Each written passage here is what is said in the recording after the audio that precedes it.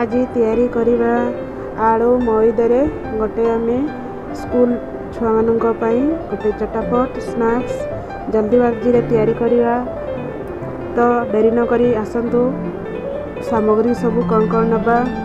नमस्कार, प्रिया किचन को स्वागत करुच्ची। आज तैयारी करिबा आलू मैदा चीज रे गोटे स्नैक्स पिला को बहुत पसंद, बड़ लोक को भी बहुत पसंद लगे, छोटर बड़ समस्त को बहुत भल लगे।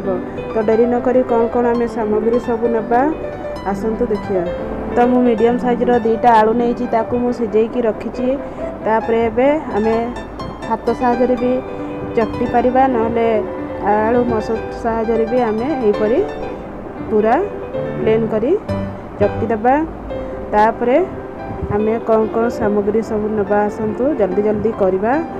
गोटे कप मैदा नबा, मैदा जेतकी दरकार हबो सेतकी दबा। आउ अधिका दरकार हेले आउ टिके नबा। मु देखै पालिनी, वीडियोटा मोर स्किप करी गला। तापरे नेबा आमे सुखला लंका को फ्राई कर दबा। आउ लूण आउ दबा आमे धनिया पत्र एतिकी आमे एबे गोटे गुला तैयारी करिबा। चकटिबा, बेसी टाणुआ करबानी कि बेसी नरमा करबानी। मु गोटे कप नहीं अधा रु कम हो गलानी। तो एबे आमे गोटे स्मूथ गुला तैयारी करिबा। आलू मैदा रे गोटे गुला रेडी हो जाइछि। एथिरे टोटाली आमे पानी देबानी। एबे याकू 2 मिनिट आमे कवर करी रखी देबा। तापरे आउ थरे आमे कवर खलिबा। हे गला 2 मिनिट कवर खलिबा। मैदा दबा, मैदा दे सारा पर हल्का हल्का ताकू राउंड गोल करवा। गोल कर सारा पर आमे अटा जपरी आमे रोटी तैयारी करूँ सेहीपरी गोल गोल गुड़ा तैयारी करवा। गुड़ा मु रेडी कर सारी।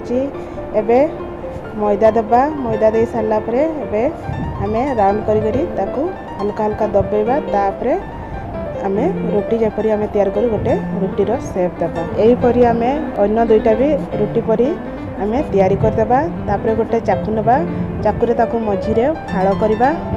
फाळ करी सारला परे आमे चीज को भी फाळ करबा। चीज हमर जेतकी हबो 1 साइड हाफ दबा। तापरे फोल्ड करबा।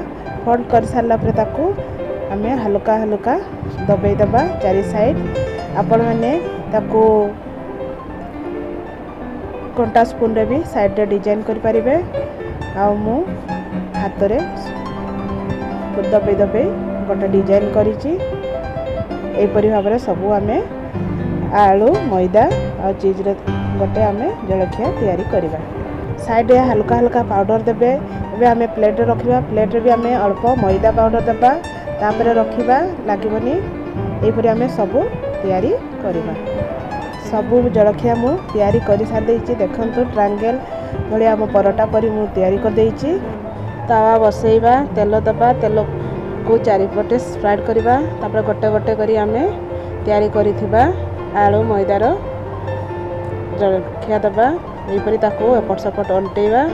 अंटे सारला परे ताको गोटे प्लेट रे काढी दबा।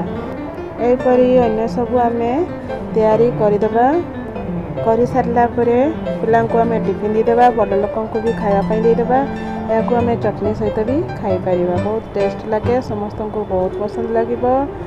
आउ 5 मिनिट रे तैयारी करि देबा। एई रेसिपी सब रेडी हो जाइछि। याको आमे चटनी सहित खाई परिबा, टमाटो केचप सहित खाई परिबा। बहुत टेस्टी लागिबो, गरमा गरम खाई परिबा। आउ छुआंक टिफिन भी रेडी हो गला, बड़ंक भी रेडी हो गला। एपरि आमे सब जलखिया मु तैयारी कर देछि। जदि मोर रेसिपी आपण मानकू भल लागिछि ताले लाइक करंतु, सब्सक्राइब करंतु, बेल आइकन को क्लिक करंतु। मु जते सब रोसई करिवि सब आपण मानक पाखकू नोटिफिकेशन जिवो। जदि मोर रेसिपी भल लागिछि ताले लाइक करंतु, सब्सक्राइब करंतु, घरे करी खांतु, कमेंट करंतु, फ्रेंड सहित शेयर करंतु। Thank you. जय जगन्नाथ।